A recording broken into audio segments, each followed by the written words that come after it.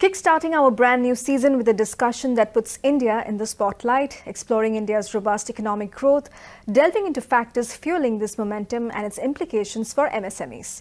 Joining me are some of the most influential voices in the industry. Let me first introduce our panelists. Chandrakant Salunkhe, founder and president, SME Chamber of India. Arundhati Bhattacharya, chairperson and CEO, Salesforce. Niranjan Hiranandani, co-founder and managing director of Hiranandani Group. Manoj Kumar Vijai, managing partner, Mumbai and head risk advisory, KPMG India.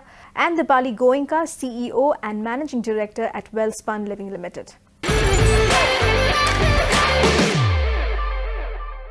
I want to quickly welcome all my panelists. Thank you so much for joining us today.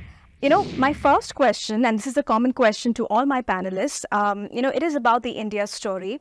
Now, India is the world's fastest growing major economy today. And this year, RBI forecasted, India's GDP to grow at a commendable 7.7%, while the World Bank also projected, the same at 6.6%. So I want to kickstart this discussion by diving into some of the key macro factors, that's, fueling this growth, especially in the last couple of years. So by way of opening remarks, I'd like to ask all of you, what is propelling India's growth? Let's start with you, Mr. Hiranandani. Wonderful story to see 7.7% in spite of the fact that there are headwinds, in spite of the fact that America is on the back foot, Japan is on the back foot, China is on the back foot, Europe is completely in the back foot. Yeah. If you look at it in comparison, I think we have huge advantage in taking things forward for our country. In terms of the challenges and the negatives, we have the headwinds in terms of petroleum. I think that's a big factor. The Middle East war is certainly going to be challenging with all our transport. And I think the growth part of the story is probably the leadership that Mr. Narendra Modi brings to the table. And I think the change has definitely taken place in terms of the growth story across the board. Could I have imagined growth of 35 kilometers of national highway per day, Mumbai city adding 300 kilometers of metro, when we had 190 kilometers for the last 65 years. The Cross Harbour Bridge going across the sea, 16.5 kilometers across the sea of the Atal Bridge connecting to the new area. So I think we have had it right in terms of the direction. God has also been with us. Good weather has definitely taken a side. And the balancing between East and West has worked for us as of now. What the geopolitics is there for tomorrow, nobody knows. But I think we have done fantastically. Industry, trade and commerce has certainly also taken off. And the stock markets prove it all right. That's right, absolutely. I want to bring in Ms. Arundhati here. I think there are a number of factors that is fueling this growth. One, of course, is our demography. The fact that, 61% of our people are still below the age of 35. I think we have an average age of 28.2 at this point of time. I understand that by 2030, we'll probably have about 1 billion people who will be in the workforce. And we'd probably be supplying 25% of the talent worldwide that is needed for various jobs. You also must remember that in India, we have a very large English-speaking pool of people. Plus the fact that we are graduating almost 1 million engineers per year. So if you look at the depth of the talent pool available in India, it's enormous. And that's one of the major drivers for growth. The other thing is the fact that, we are very quickly seeing an increase in the middle class people. And the understanding is that we are at about 31% now. I think the middle class is also growing by 6-7% per year. And we are expecting that in another 3 years, we should be at about 38%. By 2047, we are actually expecting that there will be more than 1 billion people that can be termed as middle class in India. Now, obviously, with so many people coming up the economic ladder, there is going to be demand. And demand is something that's very important if you're to drive any economy. So to that extent, the moment there is demand, there will be supply, there will be investment, there will be further growth. So you get into what is called a virtuous cycle. And powering all of this, behind all of this, I think is the fact that our digital economy is growing really, really fast, powered by the digital public infrastructure, which is something unique. Mr. Chandrakant? See, growth story is very fantastic, and Vikasit Bharat is a dream project, placed by Honorable Prime Minister.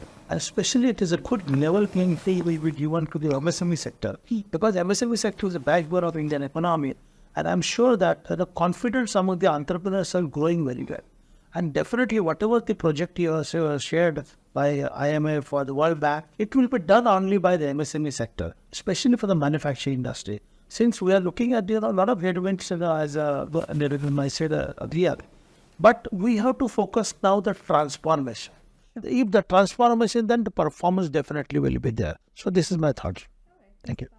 So I think we're talking about India, and I think I would say the India's perspective from the global perspective as well, like being in that position of exporting to more than over 50 countries across the globe.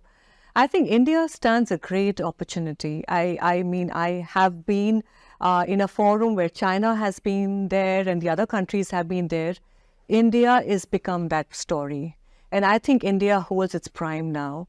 Even with the outsourcing destination, the supply chain key, opportunity that, all the global retailers are looking at India. So I can say easily that, as India is growing and, how India is evolving, I think India can look at being the great global sourcing opportunity from, for the world.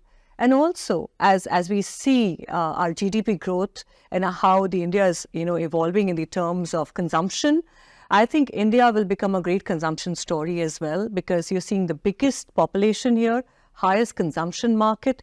Apart from that, I think the whole digital consumption that you have in this country, I think it is absolutely mind-boggling. So I think for me, India is a big story, and I think the world is looking at us.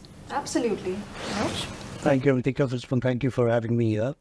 I think most of my co-panelists have covered quite a bit, but just to put it in a perspective, I feel if I can put it, the three big Ds, which I may just incrementally add, which is a advantage for India is the demographic thing that is there in India, right? The kind of population, the young population that is available, which also opens markets for consumers, etc. Second thing is also the whole digital transformation that we have embarked on as in India. I think the kind of smartphones and the availability across India that is there is also driving some of the elements around that. And the point was mentioned, the destination India for some of our global players outside it's attracting. Right now in India, geopolitics is not helping others. So we are taking advantage of that. I think the policies that have been put through in the last few years has been very meaningful in driving some of the foreign investors as well. Sure. And the most significant above everything is the infrastructure development, which I think already Mr. Hiranandani covered. So I think that is what I would think is, and it will remain for some time. That's my take actually on this. No, absolutely. We'll touch on digitization, manufacturing, and a lot more. But I want to bring back the focus to the MSME sector. When we talk about India's MSMEs, it contributes approximately 30% of India's GDP, 40% of exports, and it employs over 11 crore people in India. How do you think India's MSMEs will define the roadmap, for a new rising India? Chandrakantji, I want to bring you in here, especially in light of some of the pressing issues, that MSMEs have been facing, like the 45-day payment rule. Tell me, what are some of the steps that need to be taken to empower smaller businesses in the country? See, in India, currently there are at least 50% are manufacturing industries in MSME sector. And there are a lot of issues particularly faced by the MSME sector, that is not having the reasonable rate of industrial land, rate of interest is very high, very costly.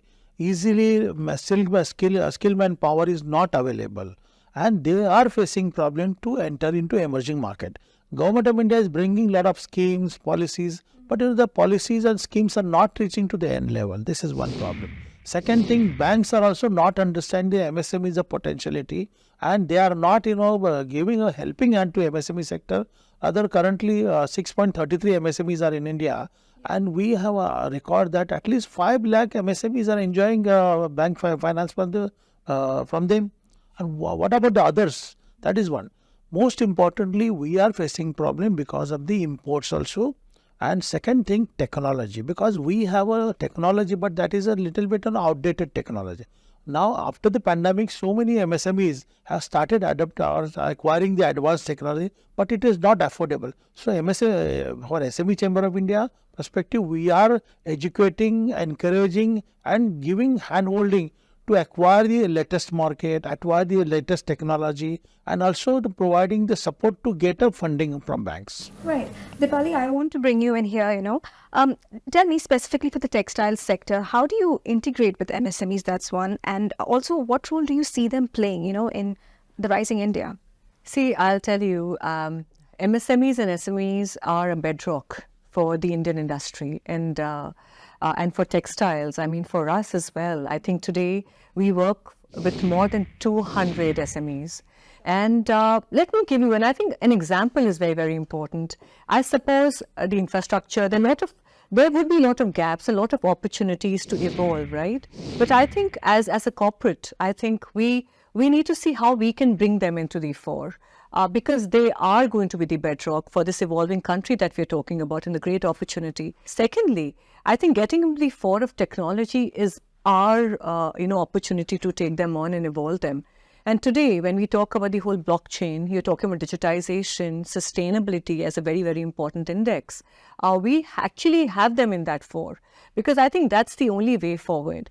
And let me tell you, they are the ones who are going to actually mark this century for the growth of our country. And I think it's going to be imperative. How do we support them here? Absolutely. Mr. Hiranandani, do you agree they're going to mark the century of our country? Yes, I think MSMEs are going to actually take it to the next level. Housing, for instance, in the field in which we work, we deal with 260 items of inputs that come into the real estate sector. And barring the 5 major items like steel, cement and other aspects of it, the rest of it all comes from SMEs. So this second, we are a very highly labor-intensive industry. So in reality there, but what Dipali said, the skill sets, or even Mr. Salunkhe mentioned about, the skill sets are just not available. Let me give you an example. If I wanted good skill sets, whether from the SME sector or the labor sector in my industry, 15 years ago, if I wanted 100 labor, I would get 250. Today, when I want 100 skilled labor, I don't get 20. So in reality, on one side, we have unemployment. And we say we want to resource from the small scale sector. The small sector don't have the skill set to run their sector. Forget being able to get labor for myself when I'm getting resources from it. So when I'm ordering things like aluminium, stuff like that, which are done by SMEs, they're complaining that we don't have labor to be able to complete your job on time. It's not the material. It's not the power. It's just the skill sets. So I think what we've been talking about is fantastic, that the SMEs are going to really be important to us, and they are. But if we don't fill the gaps in terms of it, skill sets being one of them, the others have been mentioned in terms of it already, technology being the other thing, I think SMEs just can't take off. So the best part is they are a wonderful resource as far as India is concerned, and with the demographics being there, unemployment on one side, zero skill sets availability which is there in the marketplace, somewhere this gap is too big. It's huge. It's unbelievable. And I think we need to focus on it. So MSMEs, fantastic for the next couple of years. But if you don't bridge the gap which is there, then there will be an unfulfilled gap which we will have to worry about. And then the goal my view is, if MSMEs really do well, and of course, as Dipali just mentioned, talked about big industry doing exports, we just will not be able to compete with the world if this gap remains. So we have to close this gap, and I promise you, 7-8% will be 10% GDP growth in 1 year from today. But you have to bridge the gap of what you do. The second aspect of it, which is very, very difficult for MSMEs or even large industry or even for us, is logistic cost. If you compare logistic cost in India and logistic cost in China, logistic cost in China per item that you're buying is about 7%. We are close to 13-14%. When we get all the transportation, highways, roads, multimodal transport, airports, waterways and all done, we are hoping in the next few years we will be close to 9 or 10, which is still far away from the best in the world. So if you want to compete with the best in the world and compete and be China +1 or China +100, I think what we really need to do is fill up all these gaps. MSMEs are extremely important, but if you don't concentrate on the gaps, then it will be a wish list we are not going to be able to attain. That's my fear. I think the important aspect, and I think we could leverage the SEZs and the CEZs here, which actually is an opportunity for the MSMEs. And a lot of countries have done that. You look at Sri Lanka, you look at the others as well. I think creating that SEZ, which actually, so when your logistic costs also get mitigated there, because you have the entire ecosystem getting developed here. And I also feel here that along with the government, I think corporates like us will also have to work towards creating that opportunity for the MSMEs as well. Absolutely. Manoj, your take on this when it comes to, opportunities for MSMEs, what do you think, according to, will provide the necessary impetus, for growth for this sector? Yeah, so I think many things actually, and a lot of things have been done. And what we just heard, there's a potential to do a lot more. I think what would the MSMEs need actually? They need capital. So access to capital, getting incentives about incentivizing banks, etc., to also probably lend them. While a lot of it is happening, there was scope to do much more on that. Making the skill sets actually for them to compete in the global world requires a different mindset actually. How do we develop that? How do we develop some of these SMEs and develop the skill sets in them? Then the whole thing about infrastructure development, to some extent, the SEZ point, which was mentioned, I think the clusters that come up can make a big difference actually. So, as far as I'm concerned, I think it is, if I can just put MSME, it's the most significant actually manufacturing enterprises, I would put it. So that's how we should define it, and they will be required to be supported by government policies, and some of them are already happening, but go forward, I believe, for making it globally competitive and attracting some of the things which have gone away. I think it will be very essential that we get that as well. Sure, absolutely. I want to bring in Ms. Arundhati here. So, India has always been a land for entrepreneurs. From many, many centuries, we've been a place where people have sort of realized that they need to depend upon themselves in order to really thrive. And that's why you see many of the industries that have come up from the grassroots, whether it be the IT industry, whether it be the pharma industry, whether it be the services, various other services industries. Most of these have come up because, the people with entrepreneurial ability have gotten over there and have started working. So if you look at the startup ecosystem, I think we are the second or third largest startup ecosystem in the world. And out of every 10 unicorns, one belongs to India. So to that extent, again, I believe that the MSMEs have a great role to play in our country. It's not going to be a few handful of very large corporates that are going to create a huge amount of employment in this country. It won't work like that. We are a kind of a distributed kind of an economy where, the MSMEs play a very big part in ensuring that they are bringing about innovation, in ensuring that they are employing 8, 10, 20, 30, going up to hundreds of people as they grow in size and in scope. And therefore, the MSMEs are something that we really believe will drive the growth of India. It's time for another break here. We'll be back shortly. Stay tuned.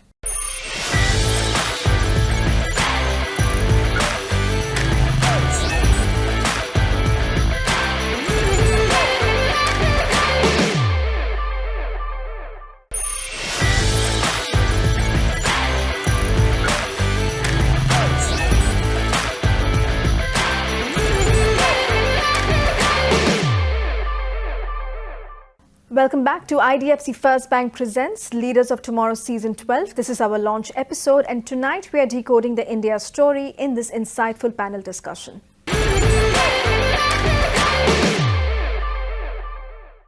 So, India enjoys healthy relations with most major economies. And, like I think all of you mentioned, India is attracting large investors, large companies to set up factories here as well. This is, of course, you mentioned, expanding the manufacturing sector, boosting exports, and there will be a trickle-down impact on MSMEs as well.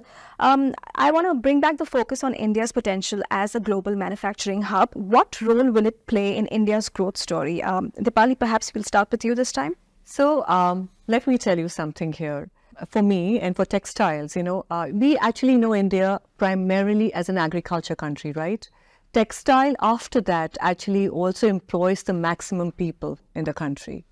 And as we look at India, and I can tell you with the experience that I've had in the global arena as well, people are looking at India for outsourcing. People are committing. For example, Walmart has committed $10 billion to source out of India. You have the Uniqlos of the world. They are committing sourcing out of India. So India is becoming that opportunity. I think it's about how we leverage this and take that forward. Mr. Hiranandani, I want to come to you. It's been 8 years since the Make in India initiative, was put in place. How do you think we have fared so far? Some fantastic, some okay, some bad. I would say that in a large area where government intervention has taken up positively, we just talked about the PLI scheme and manufacturing. I think that has really attracted the most competitive elements where we thought we would not be able to get. In the other segments, I think still we are very much behind. And if you're looking at resources of, let's say, coal, we're still importing coal. We have enough coal in India to supply to the world, and we are still importing coal. There are challenges where I think resources like gas and petroleum and all the other discoveries can be more intensified, and I think that opportunity is there. What is fantastic is the services industry. I think IT and other segments of the country have ruled the roost all over the country, and manpower. We have CEOs from India going all over the world, doctors going, nurses going, and all these things. And I believe this year I saw some statistic which showed more than 100 billion have been received by India from NRIs who serve overseas and bring money into India. So human resources seem to be on the upswing. Lots of people, are coming back to India as an opportunity as well. So I think I would say that is a huge opportunity. Manoj, I would like to get your take on this. What do the statistics say? So according to me, I think the direction what the government has shown over the last few years in terms of creating certain infrastructural kind of facilities, creating certain ease of doing business, I think that is also very critical for people to come in here. So I think the roadmap is there. We are seeing a platform created. We have heard about Apple coming in. We are now hearing Google wanting to make its phones here, etc. But I think the next step, if we have to sustain this, one will need to actually make sure that we are able to bring the skill sets of all these people up to a certain level. The adoption of technology, for example. How do we bring the finance to them to adapt that? How do we train them to the quality standards which global world wants from India? Otherwise, what we created can all go waste, if we don't address that bit. So that is very critical. And I think most importantly, I think the transformation that is required, what I've seen actually, and we are consultants, so we see it, the MSMEs are actually ready to adapt to change. Sure. We are seeing that directional change as well in terms of both digital or technology changes or in terms of adapting best practices to try even international standards of reporting, etc. There is more amenability of adapting that. Plus, I think some of the benefits which I think government keeps giving, if we can continue on the PLI schemes or some of the benefits, the tax incentives in clusters or SEZs, etc. If we continue, I think we will see a boom of that. And it's not too far away when we'll become the global the destination for the global manufacturing here. Great. Mr. Chandrakant? See, Indian Prime Minister Mr. Modi has taken initiative to Make in India concept. And that dream project, fulfilled by the large industry and SME sector. In last 8 years, you must be seeing there is a huge, manufacturing activities happening in India. Yeah. And similarly, this is beneficial to industry, particularly local industry, because supply chain is increasing definitely, and also we are understanding the requirement of the local and global market. I request and I suggest and educate my MSME members that you produce the product which is for a global market, not for local market, so that it will be, the quality and quantity can be enhanced. Look at the China, look at the other countries. They are focusing on quantity and quality. So this is a time now to improve the quality, quantity, and competitiveness. Another point I want to suggest, since we are talking about leaders of tomorrow, we want to create the leaders from the MSME sector who can convert into emerging corporate. See, usually what happens, micro and tiny 99% from the 6.33 crores. When this tiny and micro will become a small, and small will become a large or a medium size, and medium size will convert into mid corporate. So this is a big question now in front of government as well as the banking sector, even companies like corporate companies like this, because corporate can support the MSMEs to grow more, and government should bring the level playing field, and bankers provide a fuel. Then only this growth engine will go fast. Right. I'm going to stay with you, Mr. Chandrakant, and I want to open this up as well. But coming to you first, unlike startups and larger enterprises, MSMEs listing themselves in the public forum is quite rare. But there have been reports, recently of more and more smaller enterprises, expected to list. So what is your take on this? What do you think needs to be done, to actually encourage more and more MSMEs to list? Thank you for this question, because the SME stock exchange advocated by me, and I took more than 2 years to come on the picture. Usually now 1,000 companies are listed in MSME stock exchange, but there are fear amongst the MSME that whether our data, our business will come in a public domain. But I suggest and educate the MSME that capital market entry is always best for them, because they are developing the credibility and creditworthiness for all the stakeholders, say suppliers, buyers, even foreign companies. But somehow Indian MSMEs are not yet understand the potentiality of entering into capital market. Look at the capital market growing so much very well. This is a huge opportunity where MSME can generate the additional alternative finance, alternative investment for them, and showcase their credibility and creditworthiness for the local and global markets. Manoj, I want to get you involved here. Tell me, we have been seeing emerging technologies like AI and blockchain, right, that present immense opportunities. But how can smaller businesses really leverage these technologies, whether it is in their, production efficiency, their workflow, what's your take on that? No, so to some extent, this is already happening. I must say, a long way to go though. But let's look at AI, for example. And if you have automated processes, or you have robots who can do your manufacturing certain tasks which are routine, you can save a lot of time and effort and the cost, right? So which benefits again SMEs themselves. So I think a lot of awareness needs to be created about how the technology can benefit them rather than running away from it, and the fear factor of AIs and that comes across. But I think a lot of things can be positive for this industry. And in India today, actually, if we have some advantage compared to global world, is this whole emerging technology, the whole digital infrastructure as we talked about. We got the best of the GST system which is there. We got the Aadhaar thing which is there. And I think overall also, whatever Digi Yatra you take it, right? We are much advanced compared to any other place.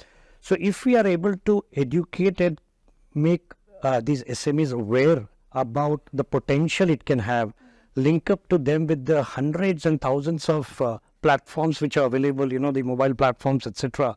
The kind of data analytics ability these kind of apps can show you will automatically also give you insights. For example, if you have a call center and you have, use AI to the task to deal with the call center related issues or the complaints or whatever come in, the kind of efficiency you can bring in the response time that can help could be another area which can help. Right. Let's say if you're a customer kind of you have a product for customers, and if you are able to use the AI to get the analytics done, you're able to understand the customer behavior better, and in turn actually will be able to more focused in terms of where your sales could be. That's right, absolutely. I want to bring in Ms. Arundhati here. Unlike what was thought of before, that there is a big bar to entry. With all of these types of companies that are coming up, and I am part of one such where IT is given as a service. So software as a service, you have platform as a service. So many of these are now not capital intensive. Yes, you still have to pay for them. There is an OPEX for it. But the CAPEX that is required, that bar has come down. And as you know, India is really, poor on resources. It's poor on capital. It is possible to do repetitive small amounts of expenses, but if you have to put in a huge amount of expense in order to get very high costing servers and things like that in order to start off your digital journey, is very difficult to undertake. So to that extent, I think the bar has been lowered as to how much of current technology you can absorb by ensuring that the capital expense that is required is lowered and taken out.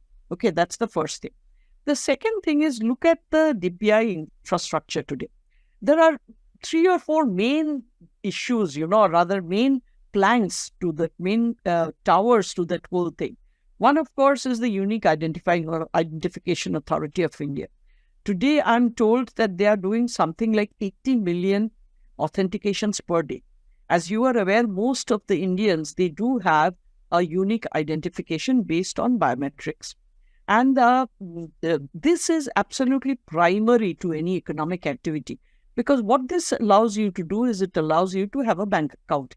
Now, it was very difficult earlier for us to do financial inclusion because we didn't know how to say that A is A and A is not somebody else. And the reason for that is there was no way of identifying the person. Today, because biometrics are unique to each person, we are able to ensure that when we say A is A, then that person is A. It is nobody else. Doesn't matter if the address has changed, doesn't matter if the spelling of the name has changed, but we know from the biometrics that this person is who we are saying is this person. Now, that has enabled this increase of bank accounts, and not only that, it has created a platform whereby much of the informal economy can now be formalized. The way that we are leveraging identity, the way that we are leveraging the payment system, the way that we are leveraging data, all of this then opens up the field to many other things that can be done across the board. The theme for our show this season is Powering Entrepreneurs for the Global Stage. And I know we have sort of answered this, in our various questions and points, but what do you think really needs to be done, to support entrepreneurs in India to enter the global market, especially for MSMEs who are now aspiring, to actually go global, from local, to also overall enhance cross-border trade? What's your take on this, Mr. Hiranandani? Let's start with you. Well, I think as we have already discussed, a lot has been done. I think the taxation effect to sole businessmen and individuals and SMEs needs to be rationalized. Yeah. You can't have small SMEs are even sole proprietorships that were working, and I think those days are gone when you can have a high tax rate and expect people to be honest. Mm-hmm. So I think that type of rationalization needs to be done for the purposes of taxation, direct tax, that we really need to do. The second, I think, which is most important, as we have said, technology, skill development, which is to be done, but also the linkages to each segment is very important to educate. Dipali just mentioned about textiles. Pick up any trade. Take education, for instance. Today, education is devoid of any technology use at all. And there is so much available all over the world. During COVID, we realized how much online education could be possible. Today, that is going to be used for skilling, reskilling, unskilling, and also taking it forward that you have a continuous education of all ages. People may not be able to go back to the colleges and schools or skilling centers to do so. I think online education in all these segments can be really enhanced. So I think education, and the last is health. I think health is still not taken a fourth point in our country, and I think a lot needs to be done. So all in all, fantastic country, love India, love Bharat, and I think a big opportunity. MSMEs are there, but I think every segment is beautiful in this country. Sure. Mr. Chandrakant?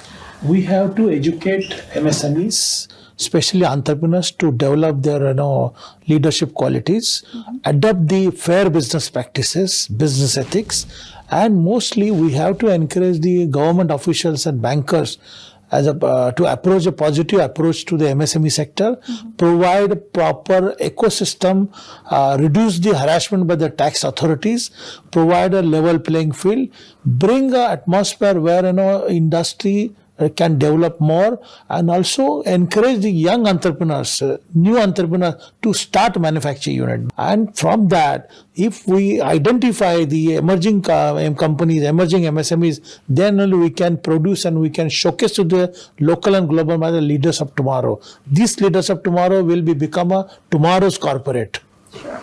Arundhati? So, globally, if we need to be a global company, you have to also understand that the nitty-gritties of business, they need to be taken care of. Only having a great idea and the ability to sort of sell it to people here in the country is not enough. You need proper awareness of risk. You need proper governance practices. You need to have very superior understanding of the fact that, a contract is a contract, and that needs to be honored in full. So to that extent, our understanding of how we run a company so that it can stand scrutiny in the global situation is something that we definitely need to improve.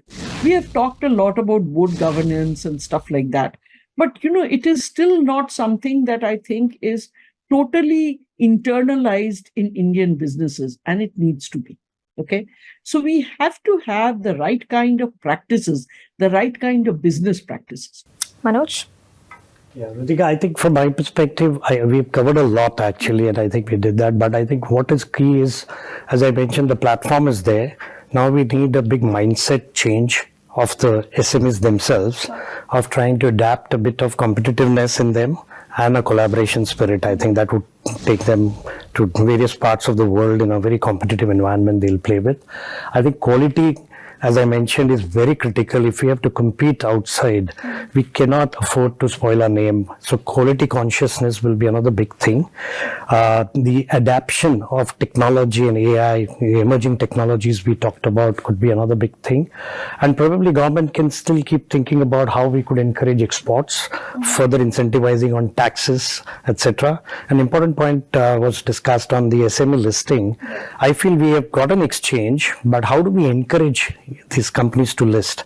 What do we do? Is there an incentive we need to think through from an investor's perspective to also help them to invest in IPOs of SMEs? And also, how do you create it more smoother for them to get listed in exchanges as well? Could be even changes. Dipali, I'll let you have the last word. So I would just say that SMEs and MSCs actually form the bedrock of a country, and there's a huge opportunity here. And I think an interesting aspect is about the governance, the compliance, the ecosystem, the digitization and technology. They'll play a very big role. And I think corporates like us will have to give them that interface and a window to the world. I think that's going to be a very important way of taking them into the global space as well. Great. Well, thank you so much, everyone. That was a very fruitful discussion. Thank you for being part of our launch episode for Leaders of Tomorrow Season 12. And I look forward to having a conversation like this again sometime in future. Thank you so much for your time. Thank you, and wish you for the episode. Thank you so much. All the best.